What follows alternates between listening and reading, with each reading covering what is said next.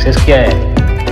Failure के बाद का नया चैप्टर। बहुत तकलीफ होती है जब आप योग्य हो और लोग आपकी योग्यता ना पहचाने। देखो, कहानी शुरू हुई थी इस चैप्टर की रेट ऑफ रिएक्शन से, और हमने सबसे पहले स्टार्टिंग पढ़ा था रेट ऑफ रिएक्शन के बारे में। फिर हमने देखा था कि आखिरकार रेट ऑफ रिएक्शन कुछ फैक्टर के ऊपर डिपेंड करती है, जैसे कंसंट्रेशन के ऊपर, टेम्परेचर के ऊपर, और nature of reactant and product के ऊपर, सरफेस एरिया पे, और कैटलिस्ट के ऊपर। तो एक बात बता दें कि जो कंसंट्रेशन वाला टॉपिक है उसको हम कवर कर चुके हैं। अब हम करने वाले हैं कवर टेम्परेचर पे, कि आखिरकार रेट ऑफ रिएक्शन टेम्परेचर पे किस तरीके से डिपेंड करती है। और उस सब को समझने के लिए सबसे पहले तुम्हें समझना पड़ेगा कि आखिरकार अर्हेनियस इक्वेशन क्या है, एक्टिवेशन एनर्जी क्या है, ट्रांजिशन स्टेट, सब थ्योरी के बारे में हम लोग काफ़ी बेहतरीन तरीके से पढ़ेंगे। तो देखो, तो देखने वाली ये बात है कि आखिरकार इस टेम्परेचर की कहानी कैसे शुरुआत हुई। देखो, मैं तुम्हें एक सस्ता सा सिंपल से एक एग्जांपल देता हूँ। मान लो कि तुम इस पे चाय बना रहे हो, एक कंडीशन ये रही और एक कंडीशन तुम यहाँ रही चाय बना रहे हो। देखो, इस पे मान लो कि बहुत कम मतलब आग जल रही है, और इसमें बहुत तेज़ आग जल रही है, और मैं कहूँगा कि दोनों में क्वांटिटी बराबर है, सब कुछ बराबर है। तो मैं अगर तुमसे पूछूं कि बताओ कौन से वाले में चाय जल्दी बन जाएगी, ए में बनेगी या बी में चाय बनेगी? तुम कहोगे भैया एक कॉमन सेंस वाली बात है कि जिसमें आग ज़्यादा जल रही होगी वहाँ जल्दी चाय बन जाएगी। आखिरकार चाय बनना एक केमिकल रिएक्शन है। इसी तरीके से हम देखते हैं कि जो रिएक्शंस होती हैं वो टेम्परेचर पर डिपेंड करती हैं। टेम्परेचर पर इस कदर से डिपेंड करती हैं कि अगर तुम टेम्परेचर इंक्रीज़ करोगे तो रेट ऑफ रिएक्शन इंक्रीज़ हो जाएगी, मतलब रिएक्शन जल्दी जल्दी होने लगेगी। जैसे देखो, एक अब एग्जांपल हम तुम्हें दिखाते हैं केमिस्ट्री वाला, एनसीईआरटी में लिखा है N2O5 का मान लो डीकम्पोजिशन हो रहा है। हाँ, एक इम्पॉर्टेंट फैक्टर और होता है जिसे बोलते हैं हाफ लाइफ। आखिरकार कई बच्चों के दिमाग में अभी भी क्लियर नहीं होता कि आखिरकार हाफ लाइफ हम क्यों पढ़ते हैं। पहली बात तो जो हाफ लाइफ जो कॉन्सेप्ट होता है वो ऑर्डर ऑफ रिएक्शन निकालने में यूज़ होता है, और दूसरी इसकी अच्छी बात यह है कि कई रिएक्शन ऐसी होती हैं, बहुत सारी रिएक्शन होती हैं कि जो ख़त्म होने में बहुत ज़्यादा टाइम लेती हैं। तो उन टाइप की रिएक्शन को अगर तुम्हें कंपैरिजन करना है तो वहाँ बात करते हैं हाफ लाइफ की। क्या समझे हाफ लाइफ की? देखो, हम क्या देखते हैं कि मान लो अगर 50 डिग्री सेल्सियस टेम्परेचर है तो ये इसका हाफ, मतलब इसकी मान लो अगर 10 मोलर कंसंट्रेशन, इसकी 5 मोलर कंसंट्रेशन होने में ये टाइम लेता कितना? 12 मिनट। क्या लेता है? 12 मिनट। पहली कंडीशन। अगर इसका अगर टेम्परेचर हम कर देते हैं कितना, अगर हम टेम्परेचर कर देते हैं 25 डिग्री, तो ये इसका हाफ कंसंट्रेशन होने में टाइम लगता है 5 घंटे। और अगर हम टेम्परेचर कर देते हैं 0 डिग्री सेल्सियस, तो ये इसका हाफ कंसंट्रेशन होने में टाइम लगता है 10 दिन। सोचो कि आखिरकार टेम्परेचर का कितना बड़ा रोल है किसी रिएक्शन के कंप्लीट होने में। और जैसे अगर मान लो इसके जस्ट अपोजिट में चलते हैं तो मान लो जैसे जैसे टेम्परेचर इंक्रीज़ करते जा रहे हैं, जैसे देखो टेम्परेचर इंक्रीज़ कर रहे हैं, वैसे वैसे कम टाइम होता जा रहा है। और टाइम कम मतलब कि रिएक्शन की स्पीड बढ़ती जा रही है, मतलब प्रोडक्ट जल्दी जल्दी फॉर्मेशन हो रहा है। तो वैसे अभी मैं पूरा तुम्हें एक रूल बताऊँगा, वो उसके बड़ी बात नहीं है, लेकिन देखना कि आखिरकार एक चीज़ याद रख लो कि टेम्परेचर इंक्रीज़ करने पर रेट ऑफ रिएक्शन इंक्रीज़ हो जाती है। उसके पीछे का क्या रीज़न है क्या नहीं उसके बारे में भी हम लोग बात करेंगे, लेकिन आखिरकार अभी जस्ट इतना समझना है। हाँ, अब देखो बात ये समझने वाली है कि बेसिकली है तो आखिरकार ये रिएक्टेंट की तो अमाउंट बराबर है, लेकिन फिर भी इसकी रेट बढ़ती जा रही है। तो हम जानते हैं कि रेट इज़ इक्वल टू होता है rate constant into molar concentration of reactant, molar concentration of reactants. तो मतलब अगर रिएक्टेंट की मोलर कंसंट्रेशन या कंसंट्रेशन अगर हम सेम रखते हैं तो रेट की वैल्यू डिपेंड करती है किस पे, रेट कांस्टेंट पे, और रेट कांस्टेंट की वैल्यू डिपेंड करती है टेम्परेचर पे। जैसे जैसे तुम टेम्परेचर इंक्रीज करते जाओगे वैसे वैसे रेट कांस्टेंट की वैल्यू इंक्रीज होती जाएगी। तो क्या समझे कि आखिरकार इसकी किस तरीके से डिपेंडेंसी तुम्हें देखने को मिलेगी। तो अगर मैं इसी का बताऊं कि N2O5 का, तो इसका 0 डिग्री सेल्सियस पे रेट कांस्टेंट की वैल्यू होती है 7.87 इंटू 10⁻⁻7। और जबकि 25 डिग्री सेल्सियस पे इसकी रेट कांस्टेंट की वैल्यू होती है 3.56 इंटू 10⁻⁻5। देखो कई लोग सोच रहे हो कि नहीं भैया ये वाली क्वांटिटी ज़्यादा, बेटा इस -5 और -7 इसका भी अंतर देखो। मतलब इसको K1 बोलते हैं, इसको बोलते हैं K2। K2 is greater than K1। क्यों? क्योंकि 25 degree is greater than 0 degree Celsius. तो मुझे उम्मीद है कि यहाँ तक तुम्हें काफ़ी हद तक समझ में आ गया होगा बात। अब इसी चीज़ को हम लोग क्या करते हैं, एक लॉ में मतलब रख लेते हैं। एक बात तो जान गए कि जैसे जैसे तुम टेम्परेचर इंक्रीज करते जाओगे वैसे वैसे रेट की वैल्यू बढ़ती जाएगी, क्योंकि रेट कांस्टेंट इंक्रीज हो रहा है। देखो आखिरकार हमने क्या देखा है कि द रेट ऑफ रिएक्शन या rate constant becomes almost double for every 10 degree rise in temperature. कि जैसे मान लो ए से लेके बी तक कोई प्रोडक्ट बन रहा है, इसकी मान लेते हैं रेट कांस्टेंट की वैल्यू 5 है, और इस समय टेम्परेचर है 300 केल्विन। इसकी K1 की वैल्यू है 5, और जैसे ही मान लो इसका टेम्परेचर हो जाता है कितना, 310 केल्विन, तो इसकी रेट कांस्टेंट की वैल्यू कितनी हो जाएगी, इसके डबल, मतलब 10। कि हर डिग्री, अगर मान लो इसमें 10 डिग्री और इम्प्रूवमेंट करते हैं 320 केल्विन, कितना हो जाएगा 20। तो इसी चीज़ को, और इसी को हम लोग क्या बोलते हैं, टेम्परेचर कोफिशिएंट। तो क्या करो, एक सस्ता सा सिंपल सा डेफिनेशन लिख लो।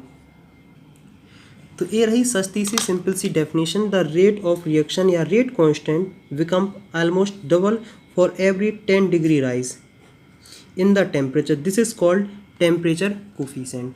मतलब टेम्परेचर कोफिशिएंट एक प्रकार का क्या है, एक रेशियो है। तो रेशियो कैसा है, temperature coefficient is equal to rate constant at initial से 10 डिग्री सेल्सियस ज़्यादा। हाँ देखो एक बात और याद रखना, जैसे मान लो कि इसको हम केल्विन में लिख रहे हैं, चाहे तो अगर मान लो डिग्री सेल्सियस में भी लिखोगे, मतलब 27 डिग्री है, 27 डिग्री में 10 बढ़ा दो तो हो जाता 37 डिग्री। तो मतलब 10 का अंतर आना चाहिए टेम्परेचर में, चाहे केल्विन में लिखो, चाहे फ़ारेनहाइट में लिखो, चाहे तुम डिग्री सेल्सियस में लिखो।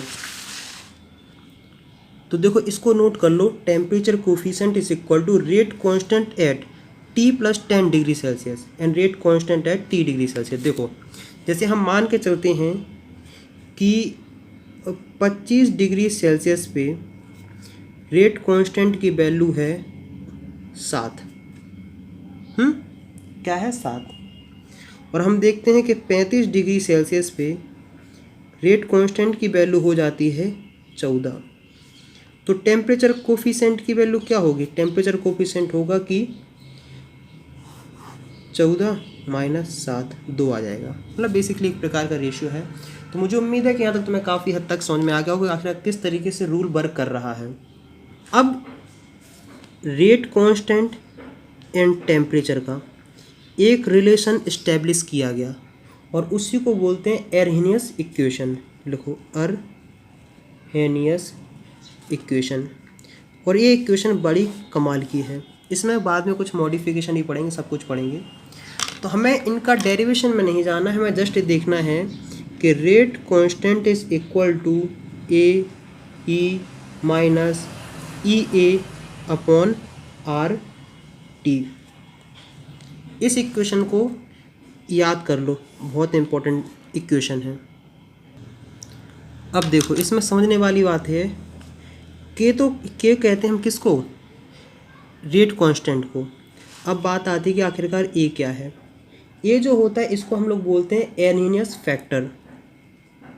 लिख लो एरहेनियस फैक्टर। या फिर दूसरे भी नाम से इसको जानते हैं, इसको नाम जानते हैं फ्रीक्वेंसी फैक्टर।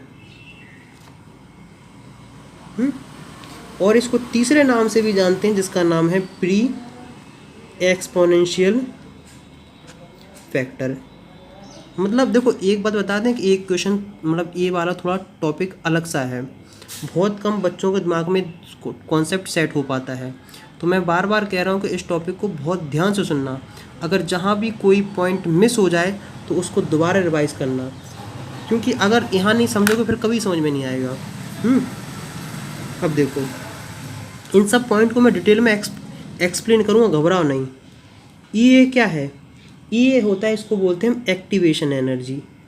बताएंगे आखिरकार एक्टिवेशन एनर्जी क्या होता है, थ्रेशोल्ड एनर्जी बताएंगे, सब कुछ बताएंगे, एक्टिवेशन एनर्जी।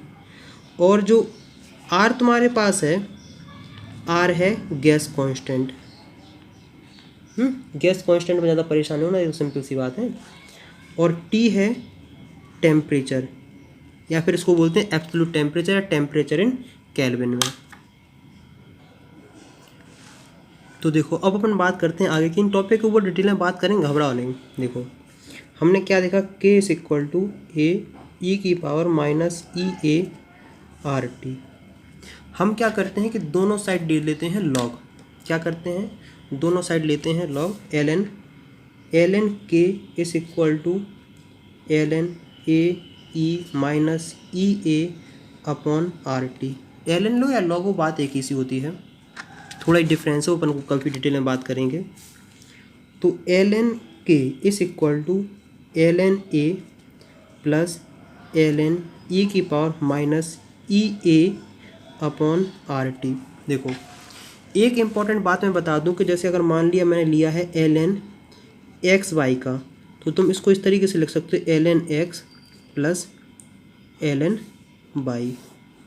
समझे कि नहीं समझे? इसको इस तरीके से लिखते हैं। तो हमने वही लिखा, हमने देखा एल एन के is equal to L N A plus L N E की power minus E A upon R T. अब एक बात तुम्हें याद रखना है, एक बात ये याद रखना होता है कि एल एन एक्स की पावर एन को लिखते हैं N L N x.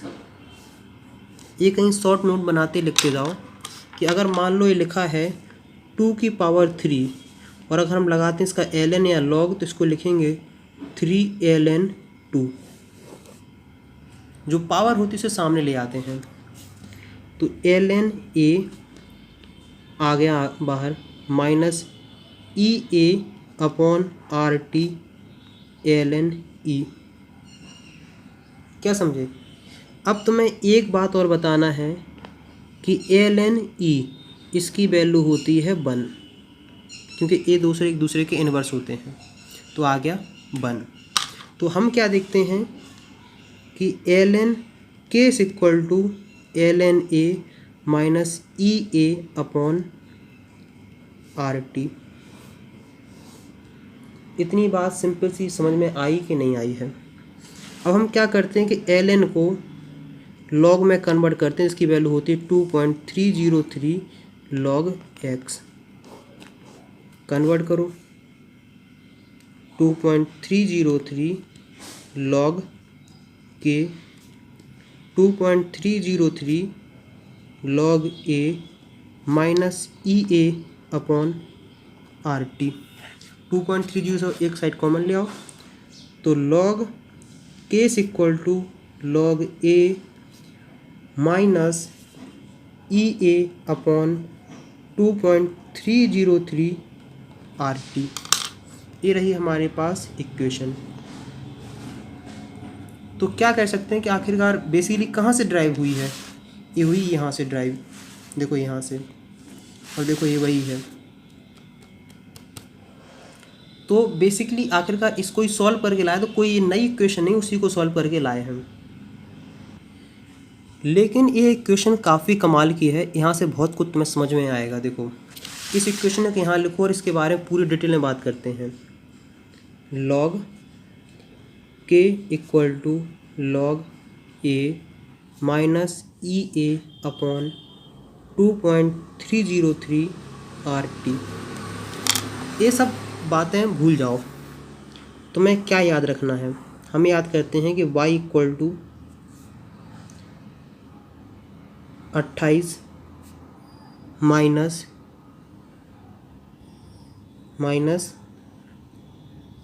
2x। देखो, अगर हम x की वैल्यू 0 रखते हैं तो y की वैल्यू 28 आती है। अगर हम x की वैल्यू 1 रखते हैं तो y की वैल्यू 26 आती है। अगर हम x की वैल्यू 2 रखते हैं तो y की वैल्यू 24 आती है। अगर हम x की वैल्यू 3 रखते हैं तो y की वैल्यू 22 आती है। अगर एक तुम चीज़ ऑब्ज़र्व कर रहे हो कि जैसे जैसे हम x की वैल्यू इंक्रीज़ करते जा रहे हैं वैसे वैसे y की वैल्यू डिक्रीज़ होती जा रही है। ऑब्ज़र्व में दिख रहा है कि नहीं? जैसे देखो 0 था ये, जैसे जैसे x की वैल्यू इंक्रीमेंट देखने को मिल रहा है वैसे वैसे y की वैल्यू में डिक्रीज़ देखने को मिल रहा है। सेम टू सेम कहानी इस तरीके से है कि जैसे जैसे तुम EA मतलब एक्टिवेशन एनर्जी की वैल्यू इंक्रीज़ करते जाओगे वैसे वैसे log K या फिर K की वैल्यू डिक्रीज़ होती जाएगी। क्या डिक्रीज़ होती जाएगी? मतलब EA की वैल्यू इंक्रीज़ करते हो तो K की वैल्यू डिक्रीज़ होती है। समझे? और जैसे K की वैल्यू डिक्रीज़ होती है वैसे ही रेट की वैल्यू डिक्रीज़ होना स्टार्ट हो जाती है। तो हम क्या कह सकते हैं कि रेट की वैल्यू डिक्रीज़ होती है जब एक्टिवेशन एनर्जी इंक्रीज़ करी जाती है। अब कई बच्चों के दिमाग में एक कॉन्सेप्ट रह जा रहा होगा, वो हो रहा है कि आखिरकार एक्टिवेशन चिल्ला तो इतना रहे हो लेकिन एक्टिवेशन एनर्जी रियली में है क्या?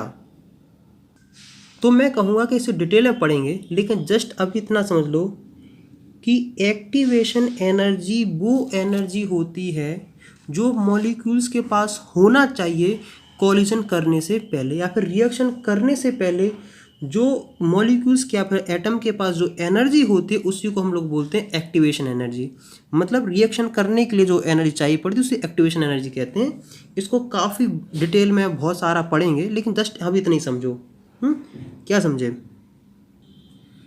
तो मैं क्या कहूँगा, ये रही सस्ती सी सिंपल सी definition. Activation energy represent the minimum energy that the reacting molecules must possess before undergoing a reaction. इतना समझ में आया कि नहीं आया है? अब ये रिएक्शन काफ़ी इंपॉर्टेंट है। अब हम लोग क्या करते हैं, हम ग्राफ बनाते हैं। देखो डेफिनेशन समझ ली है। अब इम्पोर्टेंट बात ये होती है कि आखिरकार हम एक्टिवेशन एनर्जी निकालें तो निकालें कैसे। तो अब हम पढ़ने वाले हैं कैलकुलेशन ऑफ एक्टिवेशन एनर्जी। समझे कि नहीं समझे?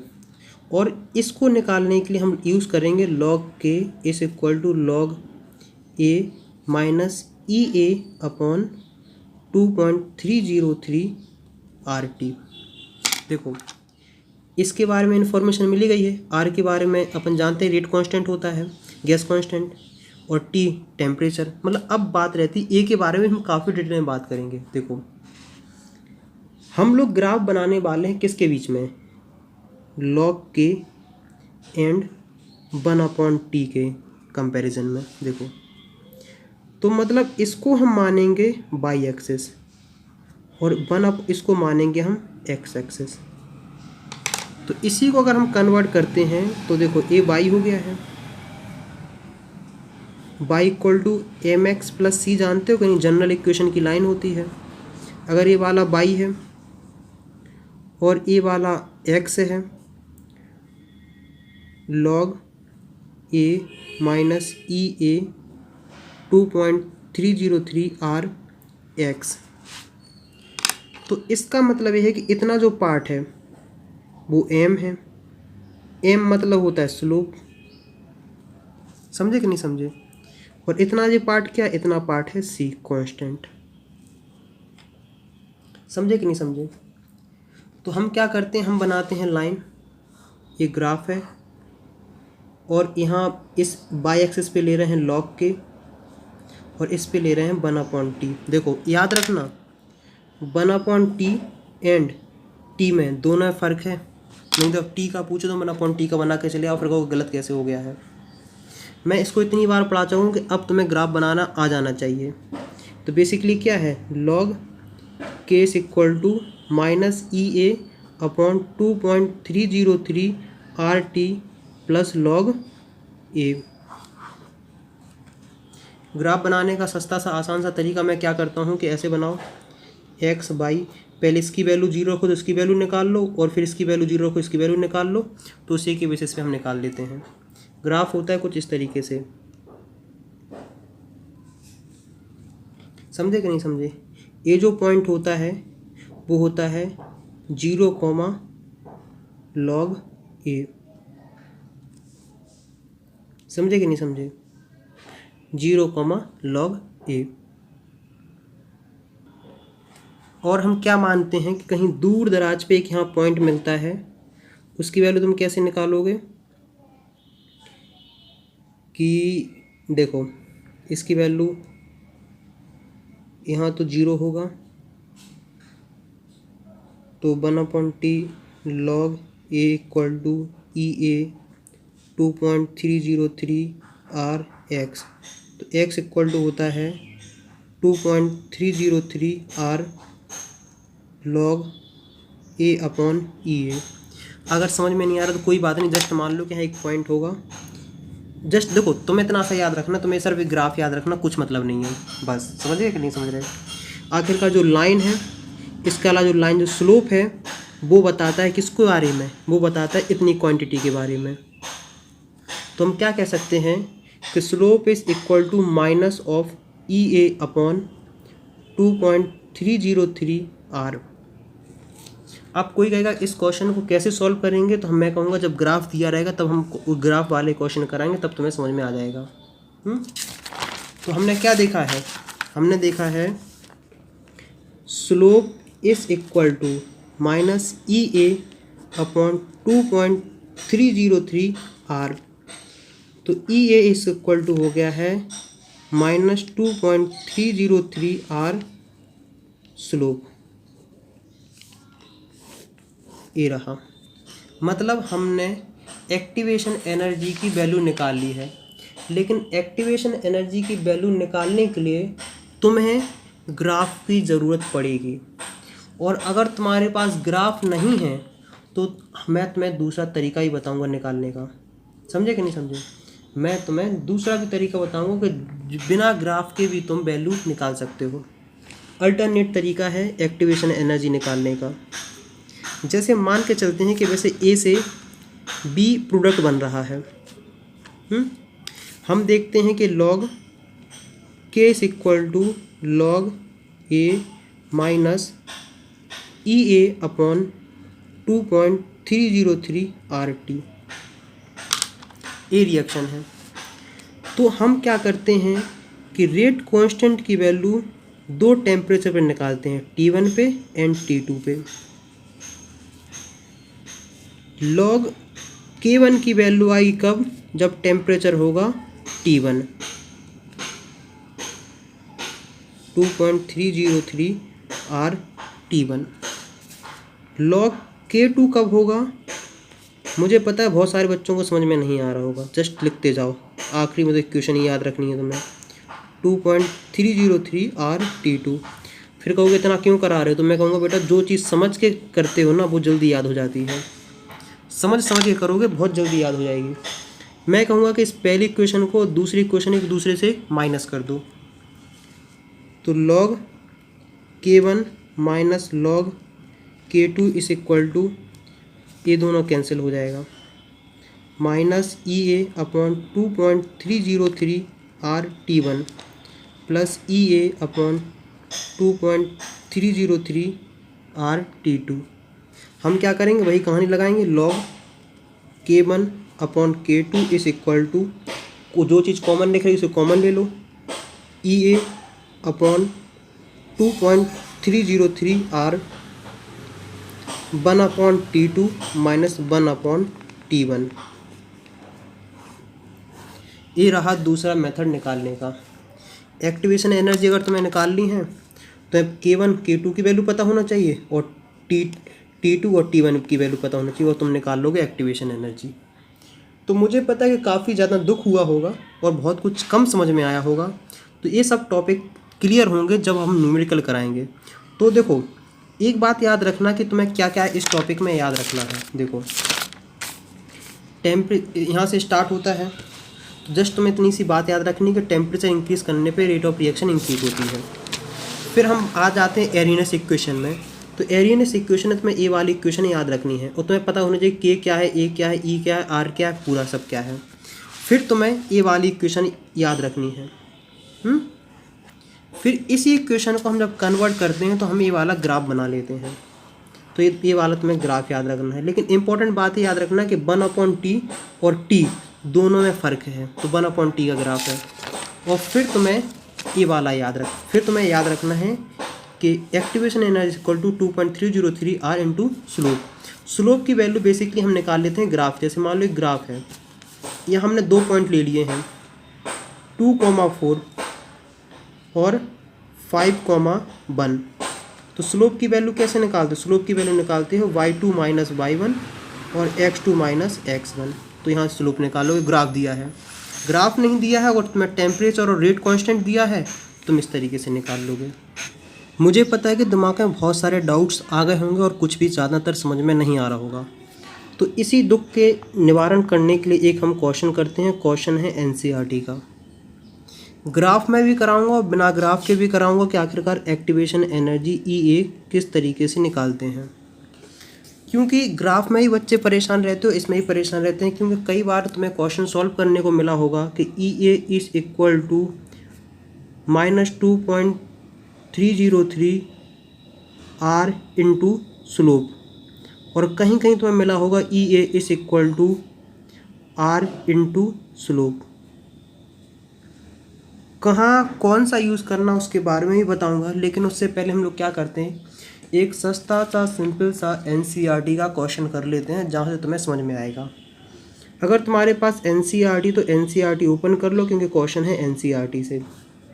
देखो, उसमें कहा गया the rate constant of a reaction. मान लो कोई रिएक्शन है, 500 केल्विन पे रेट कांस्टेंट की वैल्यू है कितनी, 0.02 पर सेकंड, और जबकि 700 केल्विन पे रेट कांस्टेंट की वैल्यू है 0.07 पर सेकंड। क्या समझे? इतना सिंपल सा काम है और कहा गया है कि तुम ई ए की वैल्यू निकालो। क्या निकालो? ई ए की वैल्यू निकालो और ए की वैल्यू निकालने वो तो उसकी बाद में बात करेंगे। तो देखो, आखिरकार सबसे बड़ी बात यह है कि आखिरकार ई ए निकालने के लिए तुम्हारे पास 3 मेथड हैं कि ई ए की वैल्यू तुम -2.303 R इंटू स्लोप,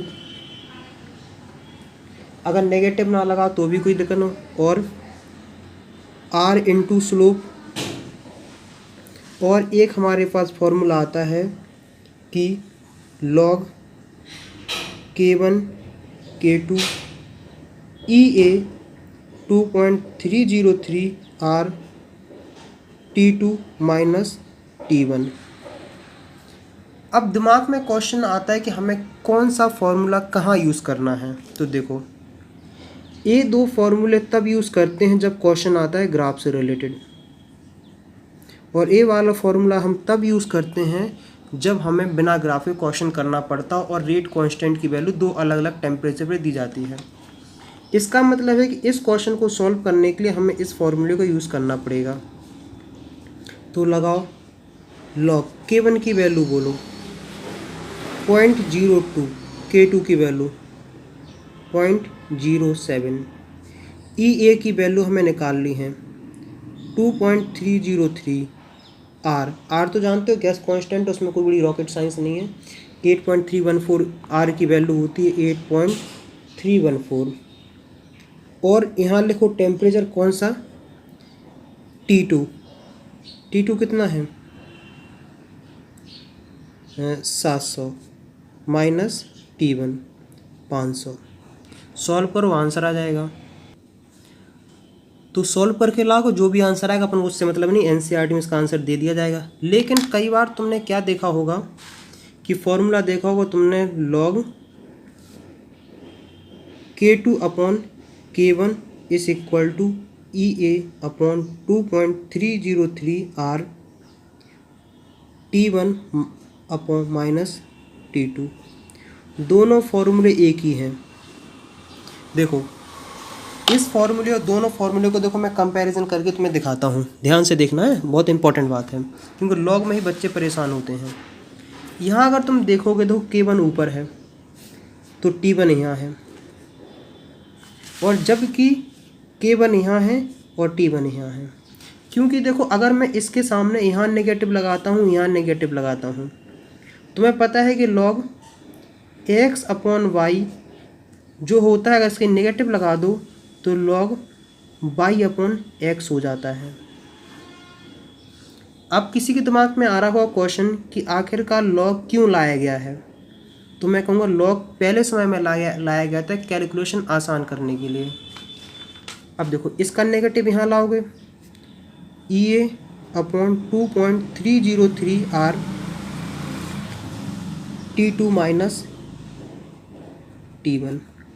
देखो घुमा फिरा के वही फॉर्मूला बन गया कि नहीं बन गया, नेगेटिव साइन का अंतर और कुछ नहीं है। तो यहाँ से तुम क्या निकाल लोगे, तुम EA की वैल्यू तुम्हें आराम से मिल जाएगी। क्या समझे? तो EA की वैल्यू देखोगे तो उसकी वैल्यू मिलेगी 182281 जूल या 18.228 किलो जूल। देखो मैंने इसमें कोई रॉकेट साइंस नहीं करी, जस्ट थोड़ा एक्सप्लेन किया और कोई बड़ी बात नहीं है, आंसर तो NCERT में मिल जाता है। तो देखो तुमने क्या किया है कि यहाँ से EA मतलब एक्टिवेशन एनर्जी की वैल्यू निकाल ली है। अब क्वेश्चन आता है तो तुम E की वैल्यू कैसे निकालोगे। तो देखो मैंने क्या कहा, तुम्हें सबसे इंपॉर्टेंट बात याद रखनी कि ये वाला फॉर्मूला बेसिक तुम्हें याद रखना है, क्योंकि अगर तुम्हें ये वाला फॉर्मूला याद है और बेसिक सी नॉलेज लॉग की है तो तुम दूसरा फॉर्मूला से जो ड्राइव होता है log K is equal to log A minus EA upon 2.303 RT आराम से ड्राइव कर सकते हो। अब देखो तुम्हें A की वैल्यू निकालनी है, K की वैल्यू तुम्हें पता है, EA की वैल्यू पता है और टेम्परेचर ही पता है। अब किसी बच्चे के दिमाग में आ रहा होगा कि भैया हम कौन सा टेम्परेचर यूज़ करें, 500 वाला करें या 700 वाला करें। हम कहेंगे जो भी तुम टेम्परेचर यूज़ करो तुम उसका ही रेट कांस्टेंट यूज़ करना। तो बेसिकली हम तो यहाँ 500 केल्विन यूज़ कर रहे हैं और 500 केल्विन पे रेट कांस्टेंट की वैल्यू थी 0.02। इसके अंदर पुट किसी के कोई ये भी कर सकता है जिसकी जैसी मर्जी, लेकिन रेट कांस्टेंट की वैल्यू फिर ए ना रखना, फिर रखना तुम ए वाली। हम इसको रख के यूज़ करते हैं। तो लॉग K की value 0.02 equal to log A की वैल्यू निकालनी है माइनस EA की वैल्यू तुम्हें पता है, अभी ये जस्ट हमने निकाली है 818228 अपॉन 2.303 R की वैल्यू 8.314 गैस कांस्टेंट और टेम्परेचर हमने लिया है 500 केल्विन। तो इसको जब यहाँ लाओगे सॉल्व करोगे तो आंसर एक ही निकल आएगा। अब लॉग कैसे यूज़ करते हैं कई बच्चों को दिमाग में ही आ रहा होगा, तो मैं कहूँगा देखो इसके लिए तुम क्या करो, एक साइंटिफिक कैलकुलेटर आता है, मोबाइल में भी यूज़ कर सकते हो, वहाँ से भी सॉल्व कर सकते हो। लेकिन बोर्ड में अगर जब भी कहीं भी किसी भी एग्ज़ाम में दिया रहेगा तो लॉग की वैल्यू तुम्हें दी रहेगी। बेसिक तुम्हें थोड़ा लॉग की इन्फॉर्मेशन पता होनी चाहिए। तो मुझे उम्मीद है कि तुम्हें आखिरकार एक्टिवेशन एनर्जी निकालनी आ गई होगी दूसरे वाले मेथड से। अब देखो एक क्वेश्चन मैं कराता हूँ ग्राफ वाला। देखो इस क्वेश्चन को बहुत ध्यान से समझना क्योंकि ग्राफ से रिलेटेड है, और ग्राफ से रिलेटेड अगर नहीं समझोगे तो सब कुछ नहीं आएगा समझो। The value of rate constant for decomposition of H1 into H2 and I2 at different temperature are गिवन। मतलब ये टेम्परेचर है और ये है rate constant, molarity per second. अब देखो समझो, अभी देखो टेम्परेचर होगा 633 केल्विन, तो रेट कांस्टेंट की वैल्यू आएगी 0.19, 667 टेम्परेचर बन 710 हुआ 8.31 और 738 हुआ 25.1 हो गया। समझे कि नहीं समझे? तो मैं इस ग्राफ की हेल्प से सबसे पहले तुम्हें ग्राफ बनाना है किसके, ln के n 1/t के बीच के ग्राफ में, और इस ग्राफ की हेल्प से तुम्हें EA की वैल्यू पता करनी है और A की वैल्यू पता करनी। इन दोनों को एरहिनियस कांस्टेंट बोलते हैं, एरहिनियस पैरामीटर। अगर कहीं तुम्हारे पास इस तरीके से लिखा आ जाए कि एरहिनियस पैरामीटर बताओ, तो तुम्हें EA और A की वैल्यू निकालनी है। देखो बस अब हमें क्या करना है, 1/t करो इसे। 1/t मतलब 1/633। जब इसको तुम सॉल्व करके लाओगे तो इसकी वैल्यू आएगी 1.58 इंटू 10 की पावर -3। 1.58 इंटू 10 की पावर -3। इसकी निकालोगे 1/1667 तो आएगी 1.50 इंटू 10 की पावर -3 है। और जब तुम इसकी वैल्यू निकालोगे तो इसकी वैल्यू तुम्हें देखने को मिलेगी 1.41 इंटू 10 की पावर -3। जब तुम इसकी वैल्यू निकालोगे तो इसकी वैल्यू आएगी 1.36 इंटू 10 की पावर -3। फालतू एक कैलकुलेशन करके टाइम वेस्ट नहीं कराएंगे, डायरेक्ट लिख लेंगे, लेकिन तुम्हें इस टाइप का कैलकुलेशन करना पड़ेगा। इसके लिए कैलकुलेटर यूज़ कर लेना। अगर दिमाग तेज हो तो दिमाग से भी कर सकते हो, क्योंकि वैदिक मैथमेटिक्स अगर तुम्हें आती है तो तुम कैलकुलेशन बहुत जल्दी कर लोगे। अब देखो, अब हमें दूसरा चाहिए ln के। क्या चाहिए ln के? तो तुम्हें क्या करना है, ln 0.19 की वैल्यू निकालनी है। तो इसकी निकालोगे तो आएगा -10.87। 1 की निकालोगे तो आएगा -9.21। इसकी निकालोगे -7.9। इसकी निकालोगे -599। अब देखो यहाँ से समझने वाली बात है, एक तुम्हारे पास ए वैल्यू है और एक वैल्यू तुम्हारे पास ए है।